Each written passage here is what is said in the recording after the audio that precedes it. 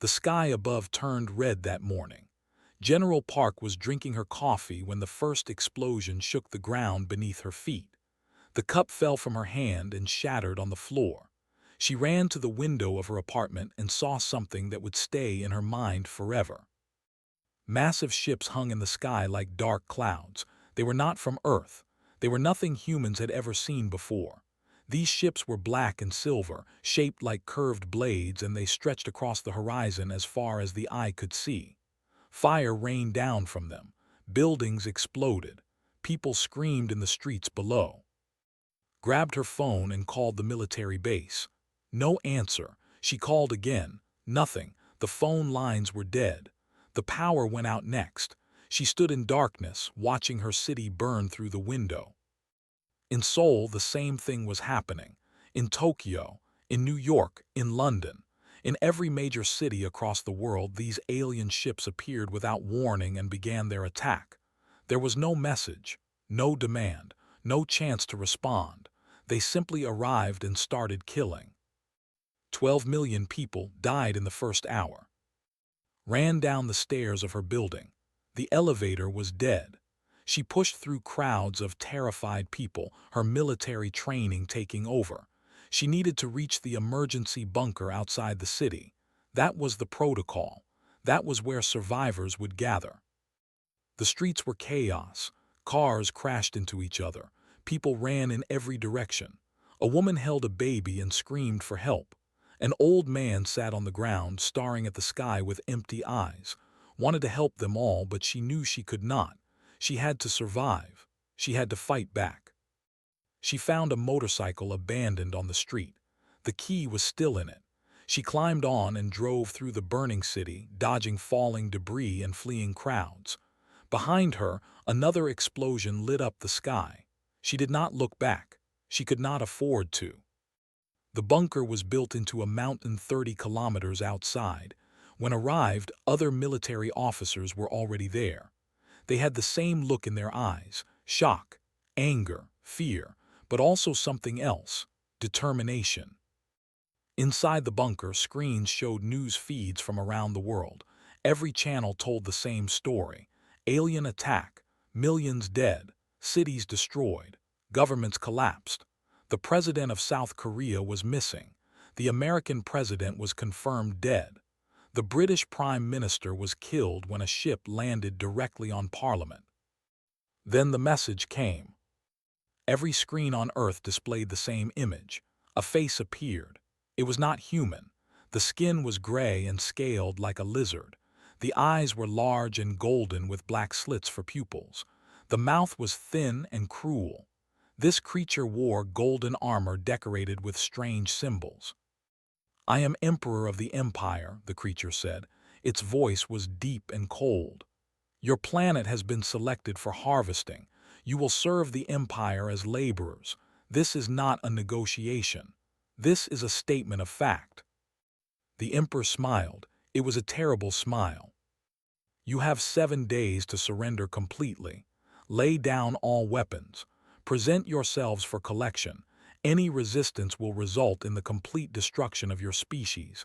You are insects. You are nothing. Do not test us." The transmission ended. Stood in the bunker, surrounded by soldiers and officers from different nations. They had all gathered here by chance or by design. Americans, Koreans, Japanese, Germans, Brazilians. In this moment, nationality meant nothing. They were all humans. They were all under attack. An American colonel spoke first. "We need to surrender. We cannot fight this. You saw what they did. We have nothing that can stop them." A Japanese general shook his head. "Surrender means slavery. Death is better." Arguments broke out. Some wanted to fight. Some wanted to negotiate. Some wanted to hide and hope the aliens would leave. Listen to all of them. Then she walked to the center of the room. The argument stopped. Everyone looked at her. "I am General Park," she said. Her voice was calm but hard as steel. 3 hours ago I watched burn. My mother was in that city, my father, my younger brother, they are gone now." The room was silent. "These aliens came to our world without warning," continued.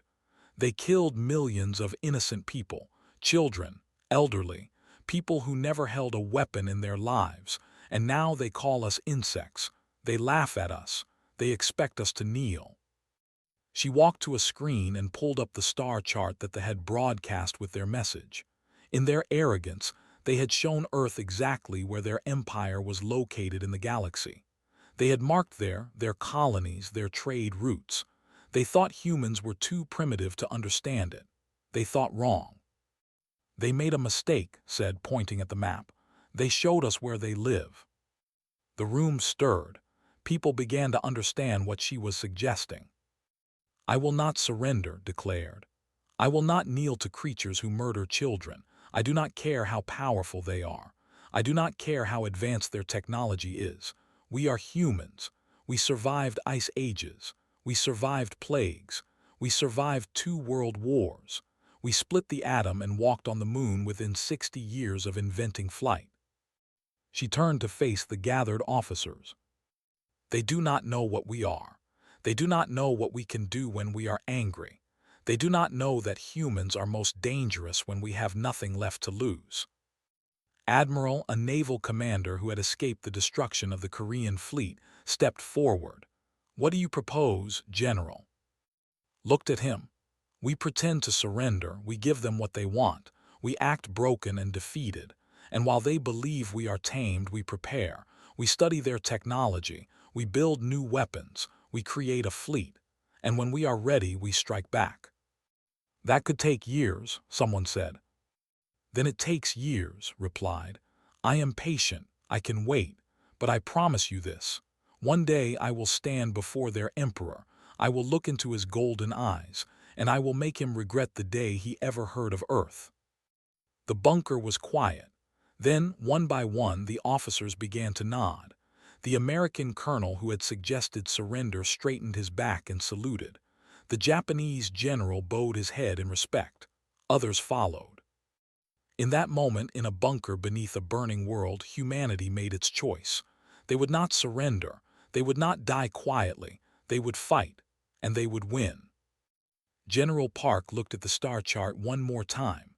The glowed on the screen like a target. We are coming for you, she whispered. You just do not know it yet. 5 years passed after the attack. To the Empire, Earth was now just another conquered world. Every 3 months, their tribute ships arrived to collect human slaves. The ships landed in designated zones, and humans walked into them with their heads down. No resistance, no fighting, just quiet submission. Emperor was pleased. He had been right about these creatures. They were weak. They were broken. They had accepted their place in the galaxy as servants of the Empire. He rarely thought about Earth anymore. It was just one of many worlds that fed his empire with labor. But the Emperor was wrong. He was very, very wrong. General Park stood in an underground facility 300 meters below the surface of the Korean mountains. The facility stretched for kilometers in every direction. Thousands of people worked here in secret.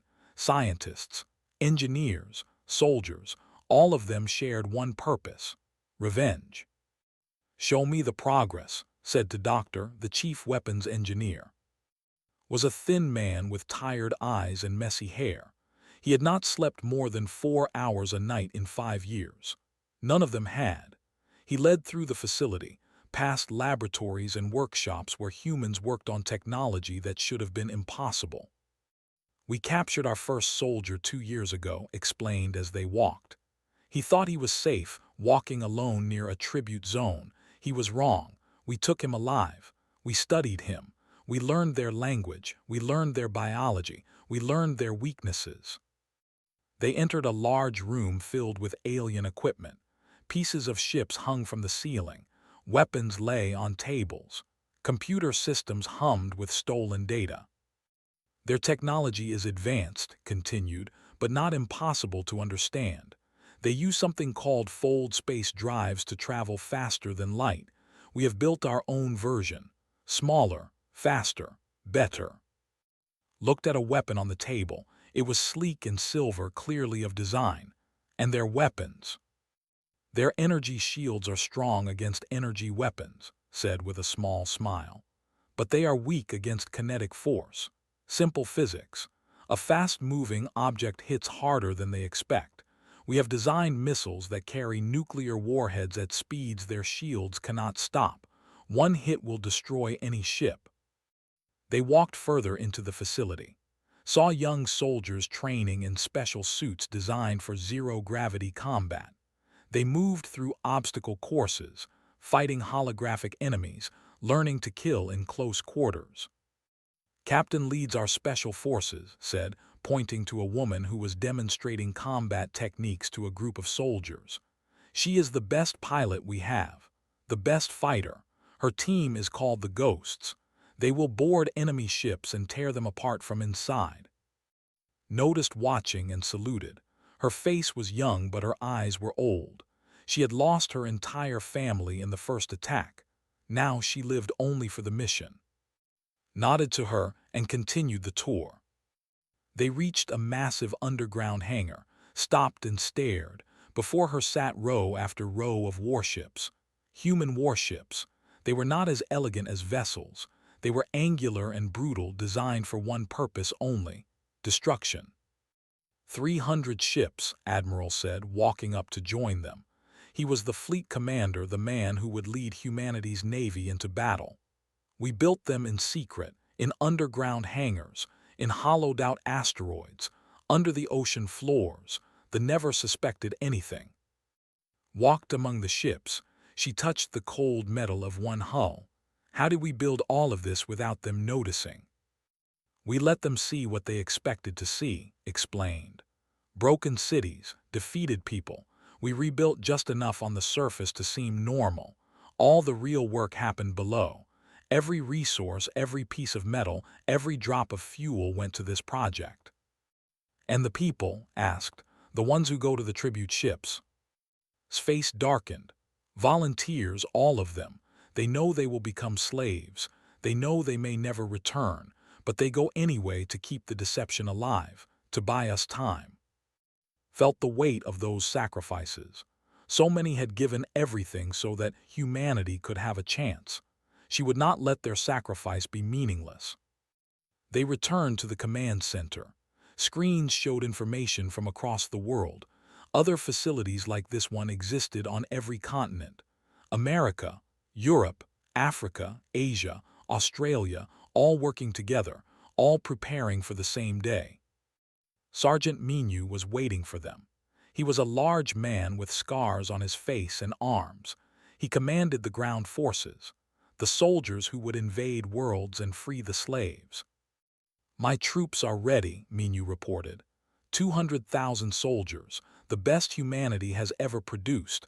They have trained for 5 years. They are hungry for battle." Looked at the gathered leaders. With his weapons, with his fleet, with her strike teams, Minu with his army, they were ready. Humanity was ready. "The tribute fleet arrives in 3 months, said. "That will be our moment. We will capture those ships. We will take their technology. And then we will send a message to the Empire." She pulled up a holographic image of Emperor's face. "For 5 years I have looked at this face every day," said quietly. "I have memorized every scale, every line, every cruel curve of his mouth. He thinks we are tamed. He thinks we are animals waiting for slaughter. He will learn the truth soon." Spoke up. "What is the message we will send?" Turned off the hologram. "A simple one: we are coming, and nothing in the galaxy will stop us." In the following weeks, final preparations began. Ships were loaded with weapons. Soldiers received their final training. Scientists made last adjustments to the technology. Everyone knew their role. Everyone understood the stakes. On the night before the tribute fleet was scheduled to arrive, gathered all the leaders for one final meeting. The mood was tense but determined. 5 years of work came down to this moment. "Tomorrow everything changes," said. "Tomorrow we stop hiding. Tomorrow we show the galaxy what humanity truly is." She looked at each face in the room. "Some of us will not survive what is coming. War is cruel. War is bloody. I cannot promise you victory. I cannot promise you will see your homes again. But I can promise you this, we will fight. We will make them bleed, and if we fall, we will fall standing, not kneeling." Admiral raised his hand in a fist. "For Earth." Captain followed. "For Earth." Sergeant Minu joined them. "For Earth." Doctor, though not a soldier, raised his hand too. "For Earth." Soon every person in the room had their fist raised. The words echoed through the underground facility, spreading from room to room, from soldier to scientist, from pilot to engineer. "For Earth." General Park looked at her people, her warriors, her family. "Get some rest," she said. "Tomorrow we wake the galaxy." That night, for the first time in 5 years, allowed herself to dream. She dreamed of before the attack, of her mother cooking dinner, of her father laughing at the table, of her brother playing games on his phone. When she woke, her cheeks were wet with tears, but her heart was hard as iron. The waiting was over, the silent years were ending, and humanity's revenge was about to begin. The tribute fleet entered Earth's atmosphere on a clear morning. 15 massive harvester ships descended through the clouds like metal mountains falling from the sky. They had made this journey 20 times before. It was routine. It was boring. The crews expected nothing unusual. Commander stood on the bridge of the lead harvester. He was a mid-ranking officer who had been given this assignment as punishment for a minor failure. Tribute collection from Earth was considered shameful work. These humans were so weak, so defeated, that guarding them was beneath a true warrior. "Begin landing sequence," ordered with a yawn. "Open the collection bays. Let us finish this quickly. I want to be off this pathetic rock by nightfall." The ships descended toward the designated tribute zones. Sensors showed everything normal. Human settlements appeared quiet. No military activity, no weapons, just the broken remnants of a conquered species waiting to serve their masters. Did not notice the small anomaly in his sensor readings, a tiny flicker that suggested something was wrong. He dismissed it as equipment malfunction. His crew did the same. That was their first mistake. It would be their last. 300 kilometers above Earth, hidden behind the planet's moon, Admiral watched the fleet on his tactical display. His finger hovered over a button that would change history. "All ships report ready," his communications officer announced. Looked at the image of General Park on his screen. She stood in the command center on Earth, her face calm but her eyes burning with 5 years of contained rage. Admiral said simply, "Begin." "Press the button." Space itself seemed to tear open. 300 human warships emerged from fold space in perfect formation, appearing directly around the tribute fleet. The ships were caught in the atmosphere, slow and vulnerable. They had no time to react, no time to raise shields, no time to call for help. Commander stared at his screen in disbelief. "What is this? Where did these ships come from? Humans do not have ships." "Sir," his officer screamed, "unknown vessels are powering weapons." The EMP warheads hit first, specially designed missiles that released massive electromagnetic pulses. Every system failed instantly. Shields collapsed. Engines died. Communications went silent. The mighty harvester ships became floating metal coffins, dead in the sky. "Board them," ordered. "Do not let a single ship escape."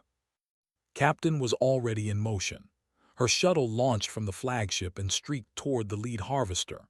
50 ghost operatives sat behind her, checking their weapons, their faces hidden behind black combat masks. "Remember your training," said through the comm system. "Fast and silent. These ships are full of human prisoners. Minimize damage to the cargo bays, kill everything else." Her shuttle attached to the harvester's hull. A plasma torch cut through the metal in seconds. The ghosts poured into the ship like shadows given form. Commander heard the explosions. He heard the screams of his crew. He grabbed his sidearm and pointed it at the bridge door. His hands were shaking. This was impossible. Humans were defeated. Humans were slaves. This could not be happening. The The door exploded inward, fired wildly, hitting nothing. A figure emerged from the smoke, small, female, moving faster than his eyes could follow. Crossed the distance between them in 2 seconds. Her blade went through his throat before he could fire again. He collapsed, golden blood pooling on the floor, his last sight being this human woman standing over him without expression. "Bridge secured," reported calmly, moving to prisoner bays. Across all 15 harvesters, the same scene repeated. Human soldiers overwhelmed crews who had grown lazy from years of easy work. The aliens were not prepared for combat. They were not prepared for the fury that humanity had been storing for half a decade. Within 2 hours, every harvester ship was captured or destroyed. Not a single survived. Not a single distress signal reached the Empire. General boarded the lead harvester. She walked through corridors painted with golden blood. She stepped over alien bodies without looking at them. Her destination was the cargo bay. The door opened and stopped. The bay was filled with humans, thousands of them, men, women, children. They sat in metal cages waiting to be transported to a life of slavery. Some were crying, some were silent. All of them looked broken. Then they saw her. They saw her military uniform. They saw the human soldiers behind her. They saw the dead at her feet. A child spoke first, a little boy no more than 6 years old. "Are you here to save us?" Knelt before him. For a moment her hard mask cracked. She touched his face gently. "Yes," she said. "You are free, all of you. No one will ever put you in cages again." The cargo bay erupted in tears and cheers. People embraced each other. They reached through the bars of their cages to touch the soldiers who were cutting them free. For the first time in 5 years, they allowed themselves to hope. Stood and turned to her officers. "Get medical teams, food, water, take them home, take care of them." Then she walked to the ship's communication array. Doctor had already modified it, boosting its signal to reach across the galaxy. Every station would receive this transmission, every colony, every ship. The Emperor himself would see it in his throne room. Stood before the camera. She straightened her uniform. She thought of her mother, her father, her brother, of the 12 million who died in the first hour, of the millions who were enslaved, of the countless sacrifices made over 5 years of secret preparation. She pressed the button. Her face appeared on screens across the Empire. In military bases, officers stopped their work to stare. In colonies, governors felt their blood turn cold. In the imperial palace, Emperor looked up from his throne with confusion. "My name is General Park of Earth," she said. Her voice was ice. Her eyes were fire. 5 years ago you came to our world, you burned our cities, you murdered our children, you took our people as slaves, you called us insects, you laughed at us. She paused. The galaxy was watching. Today your tribute fleet is destroyed. Your soldiers are dead. Your ships belong to us now, and this is only the beginning. She leaned closer to the camera.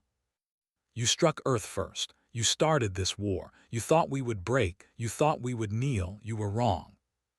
Her voice dropped to a whisper that somehow felt louder than a scream. Now we are coming for you. We will burn your fleets. We will free your slaves. We will tear your empire apart piece by piece. And when I stand before your emperor, I will make him understand the mistake he made when he touched our planet. She straightened. Enjoy your last days of peace. The insects are awake, and we are very, very angry. The transmission ended. In the imperial throne room, Emperor sat frozen. No one had ever spoken to him like that. No species had ever dared. He looked at his advisors, waiting for someone to tell him this was a joke, a trick, an impossibility. Advisor, the only one who had warned against attacking Earth, stepped forward. Her face was pale with fear. "I told you, Majesty," she said quietly. "I told you they were different." The Emperor finally moved. He stood from his throne, his golden eyes burning with rage and something else. something he had never felt before. Fear. The humans were coming, and for the first time in 1,000 years, the Empire was afraid. The human fleet vanished into fold space 3 days after General's message to the Empire. 300 warships carrying 50,000 soldiers, hundreds of pilots, and enough weapons to burn worlds. They left Earth behind, but they carried its fury with them. Their first target was a supply station on the edge of Imperial space. The station held fuel and weapons for the Empire's fleets. It also held 3,000 human slaves who worked the mining operations on a nearby moon. Admiral led the attack personally. His fleet emerged from fold space without warning, appearing so close to the station that the defenders barely had time to scramble their fighters. The battle lasted 40 minutes. When it was over, the station was burning and every ship was debris floating in space. Sergeant Minu led the ground team to the moon's surface. His soldiers stormed the mining facility, fighting through corridors and tunnels. The guards were not prepared for human aggression. They expected slaves, not warriors. They died with shock still frozen on their faces. In the deepest part of the mine, Minu found the human workers. They looked like ghosts, thin, broken. Some had been slaves for years, taken from Earth before the tribute system was even established. They did not believe rescue was possible. Some fell to their knees and wept. "You are free," Minu told them. "We are taking you home." An old man grabbed Minu's arm. His hands were from years of hard labor. They said no one would come. They said Earth was finished. Minu smiled grimly. They were wrong. Word of the attack spread through the Empire like wildfire. A human fleet had appeared from nowhere. A station was destroyed. Slaves were freed. It seemed impossible. It seemed like a nightmare.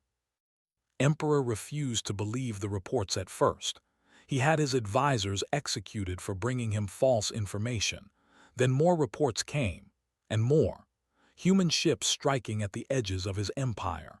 Hit-and-run attacks that destroyed installations and vanished before reinforcements could arrive. The Emperor summoned High General, was the commander who had led the first attack on Earth.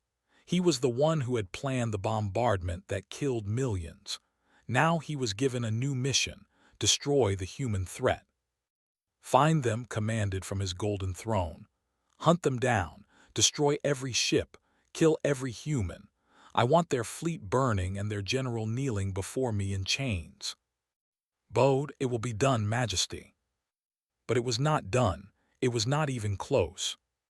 Captain flew her fighter through the debris field that had once been a patrol fleet. 12 enemy ships destroyed in a single engagement. Her squadron had not lost a single pilot. She allowed herself a small smile as she pulled away from the wreckage. The humans did not fight like any species that had faced before. They used tactics that seemed insane. They attacked when outnumbered. They sacrificed ships to destroy larger targets. They fought in ways that military logic because they did not care about survival. They cared only about victory. Studied every battle trying to understand. His analysts gave him reports. His strategists offered theories. None of them captured the truth. They fight like they have nothing to lose, one advisor said. No, replied quietly. They fight like they have everything to gain, and like they are willing to die to get it. In one battle, a human destroyer was crippled by fire. Instead of surrendering, the crew aimed their broken ship at the flagship and activated their engines at full power. The resulting collision destroyed both vessels. The human crew sent one final message before impact: "See you in hell." They had no concept of such devotion. Their soldiers fought for honor and promotion. They surrendered when defeat was certain. They valued their lives. The humans seemed to value something else entirely, something they could not understand. Advisor watched the war unfold from the Imperial Palace. She had warned before the first attack on Earth. She had studied human history, their wars, their resilience. She knew what would happen if the Empire struck them. Now she watched her predictions come true. They survived ice ages that killed countless species, she had told the Emperor years ago. They survived plagues that wiped out half their population. They developed weapons capable of destroying their own world and chose not to use them. They are not like other species, Majesty. They are survivors, predators. If we attack them, we may wake something terrible. Had laughed at her, he was not laughing now. The human campaign continued for months. They freed slave worlds. They destroyed shipyards. They cut supply lines. The empire, which had conquered 100 worlds, found itself bleeding from 1,000 cuts. Doctor worked constantly, improving human weapons with each battle. He studied captured technology and made it better. Faster fold space drives, stronger shields, deadlier missiles. Human ships that had been built in secret underground factories were now matching vessels in direct combat. He also developed something special, something terrible, a weapon so powerful that even hesitated to approve it. They called it the Hammer, a bomb capable of cracking a planet's crust, a world killer. This is for emergencies only, told her commanders. We are not like them. We do not destroy worlds, we free them. But if we face extinction, we will have this option. The Hammer sat in the flagship's armory, unused but ready. Finally caught the human fleet at a system called Vex 4. His armada of 500 ships surrounded them. For the first time, the humans were outnumbered and trapped. Surrender, broadcast to the human fleet. You have fought well for insects. Lay down your weapons and I will grant you quick deaths. Admiral appeared on the screen. He was smiling. You think you have trapped us, said, but you have only gathered yourself in one place. Thank you for making this easier. At that moment, human reinforcements arrived. Ships they had captured and repaired. Ships built in secret facilities across liberated worlds. Ships crewed by freed slaves who wanted revenge as badly as Earth's own children. The battle raged for 12 hours. When it ended, Sarmata was crippled. The High General himself barely escaped, fleeing in a damaged cruiser while human fighters hunted his remaining ships. In the aftermath, General stood on the bridge of her flagship, watching the debris field spin slowly in space. Send a message to the Emperor, she ordered. Tell him his greatest general has failed. Tell him we are coming. Tell him nothing will stop us now. Looked at her, and if he does not believe it. His eyes were cold. He will believe it when we reach his doorstep. She turned to the star charts. That was marked in red. They had been fighting toward it for months, getting closer with each battle. Plot a course, she said. It is time to end this. The human fleet entered fold space once more. Behind them, they left wreckage and freed slaves and burning stations. Ahead of them lay the final battle, the throne room of an emperor, and the promise had made in an underground bunker 5 years ago. She was coming, and nothing in the galaxy would stop her. The hung in space like a jewel. Its surface was covered in golden cities and crystal towers. Rivers of light connected massive structures that had stood for thousands of years. This was the heart of the empire, the throne of emperor, the center of power that had crushed 100 civilizations. General Park stared at it through the of her flagship. The ship was called Memory. She had named it herself, after the city she had lost, after the family she would never see again. Final count, Admiral reported. They have gathered everything. 2,000 warships defending the planet, orbital defense platforms, ground-based weapons, every soldier they have left. Nodded slowly. 2,000 ships against their 300. The odds were impossible. Any sane commander would retreat. Was not interested in being sane. Send a message to the Emperor, she said. Tell him I want to talk. The message was sent. For several minutes there was silence. Then the screen flickered and Emperor's face appeared. He looked older than his original transmission, tired. There were new lines around his golden eyes. General Park said. His voice was still arrogant, but there was something else beneath it. You have caused me much trouble. My generals are dead. My stations are burning. My slaves are gone, all because of you." Stared at him without expression. "You killed my family, my city, 12 million people in the first hour alone. Did you expect us to thank you?" "I expected you to accept your place," replied. "Every species does eventually. You are unusual, I admit, but even you cannot win this battle. Surrender now. Surrender and I will make your death quick. Continue fighting and I will make your entire species suffer for 1,000 years." Smiled, it was not a pleasant smile. "You still do not understand," she said quietly. "You see those ships out there. Every pilot, every soldier, every engineer on those ships volunteered for this mission. They know they might die. They know the odds, and they came anyway. Do you know why?" Said nothing. "Because they hate you," continued. "Because you hurt their families, their homes, their world. Because humans do not forgive. We do not forget. We hold on to our anger until it burns like a star, and then we use it." She leaned forward. "You should have left us alone, Emperor. You should have let us live in peace on our little blue world, but you did not. You came to our planet, you killed our children, you called us insects, and now here we are at the gates of your empire, ready to tear it down." His face twisted with rage. "You will die screaming, human." "Maybe," said, "but so will you." The transmission ended. The battle began. 2,000 ships surged forward. 300 human ships met them head-on. Space itself seemed to burn as weapons fire filled the void between fleets. Admiral commanded from the center of the formation. His voice was calm as he directed squadrons, called for reinforcements, and adjusted tactics in real time. Human ships moved like dancers, weaving through enemy fire, striking weak points, supporting each other with perfect coordination. Captain led the fighter squadrons. Her voice crackled through the communications as she guided her pilots through impossible maneuvers. "Stay together, pick your targets, make every shot count." Her fighters swarmed around the massive battleships like insects around giants, but these insects had stings. Missiles found gaps in shields. Cannons tore through armor. One by one, the giants began to fall. Sergeant Minu waited in the dropship with his soldiers. Their target was the planetary defense grid. If they could take those stations, the ground invasion could begin.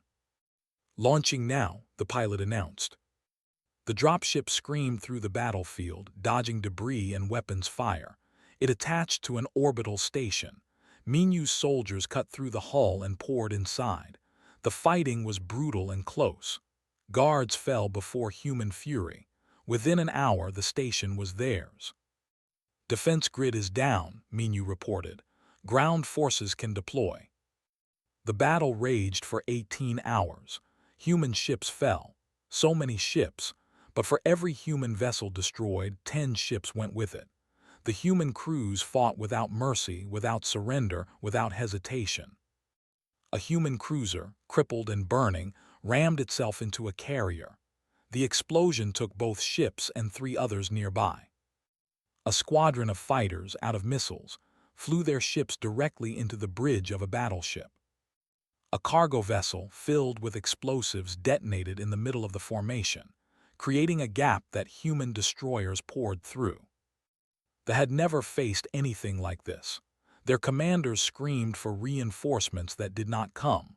Their soldiers abandoned posts.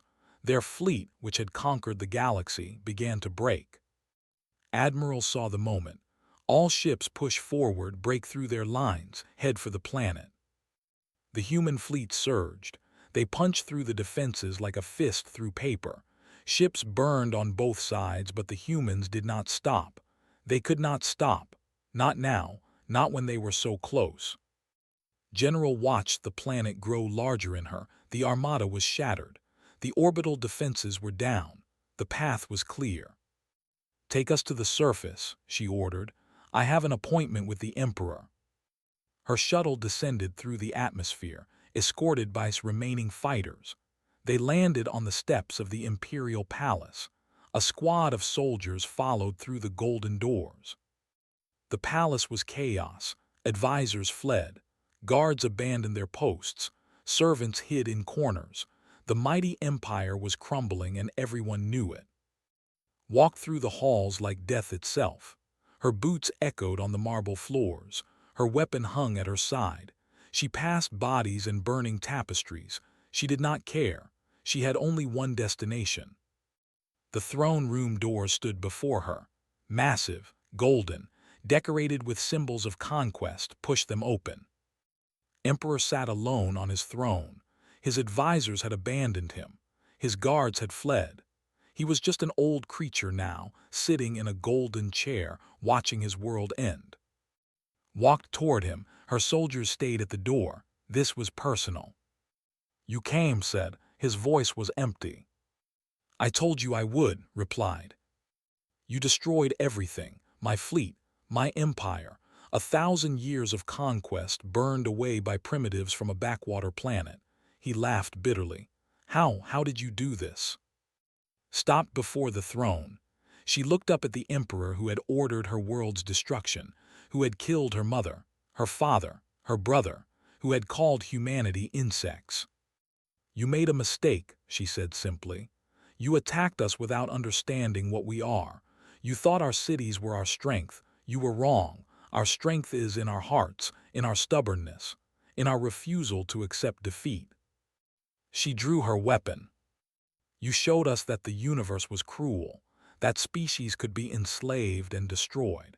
You showed us that there were monsters in the stars. And we decided that if the universe was cruel, we would be. If there were monsters, we would become worse monsters. You made us into what we are now, Emperor. This is your creation." Stared at her.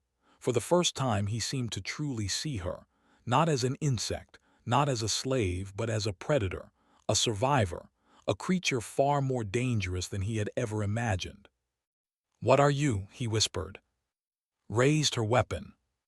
"We are humanity," she said, "and you should have left us alone." The shot echoed through the empty throne room. 1 year later, General Park stood on a hill overlooking. The city had been rebuilt. New buildings rose where old ones had fallen. Children played in parks. Families walked along the waterfront. Behind her, Admiral watched in silence. He had aged in the past 6 years. They all had. "The empire has collapsed completely," he reported. "Their former slave worlds are declaring independence. Some are joining our alliance. Others are finding their own way. The galaxy is changing." Nodded but did not speak.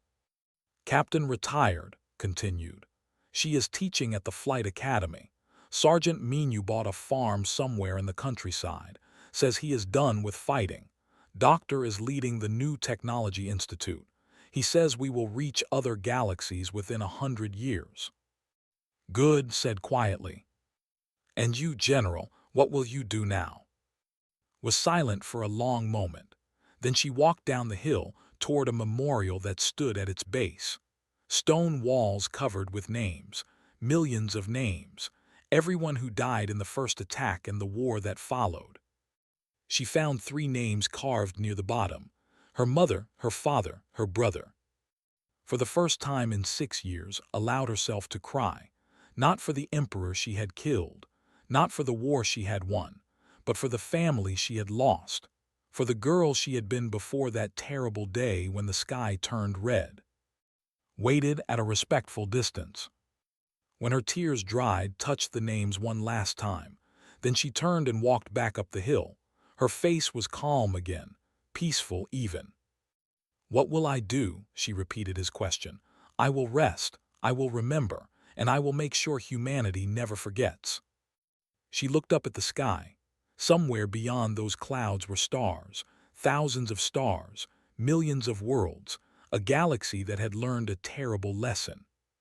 Do not touch Earth. Do not threaten humanity. Because if you do, if you make the mistake of striking first, humans will come for you. They will cross the darkness between stars. They will burn your fleets and tear down your empires. They will not stop. They will not surrender. They will not forgive. The insects had awakened, and the galaxy would never forget their bite. Above, the sun broke through the clouds. For the first time in years, smiled. It was over. They had won, and humanity would never kneel again.